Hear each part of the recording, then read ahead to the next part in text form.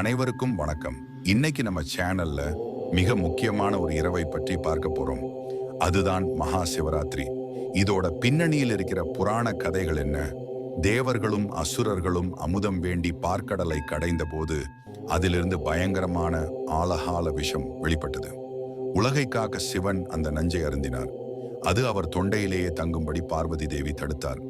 அந்த விஷத்தால் சிவனுக்கு பாதிப்பு ஏற்படாமல் இருக்க தேவர்கள் அனைவரும் அந்த இரவு முழுவதும் விழித்திருந்து சிவனை வழிபட்டனர். சிவராத்திரி அன்னைக்கு ஏன் தூங்கக்கூடாதுன்ற தெரியுமா?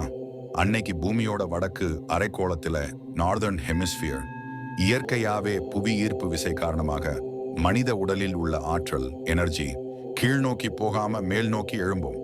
அந்த நேரத்துல முதுகுத்தண்டை நேரா வச்சு முழிச்சிருக்கிறது நம்ம உடல் மற்றும் மன ஆரோக்கியத்திற்கு ரொம்ப நல்லது. அன்று பகல் முழுவதும் உணவை தவிர்த்து சிவ சிந்தனையில் இருப்பது சிறப்பு. சிவராத்திரி அன்றிரவில் 4 கால பூசைகள் நடைபெறும். ஒவ்வொரு காலத்திலும் அபிஷேகங்கள் மாறுபடும். இரவு முழுவதும் தூங்காமல் ஓம் நம சிவாய் மந்திரத்தை சொல்லி தியானம் செய்வது அதிக பலனை தரும். இந்த தகவல் உங்களுக்கு பிடிச்சிருந்தா லைக் பண்ணுங்க, உங்க நண்பர்களுக்கு ஷேர் பண்ணுங்க. மேலும் இது போன்ற ஆன்மீக தகவல்களுக்கு நம்ம பக்தி பயணம் சேனலை மறக்காம சப்ஸ்கிரைப் பண்ணுங்க.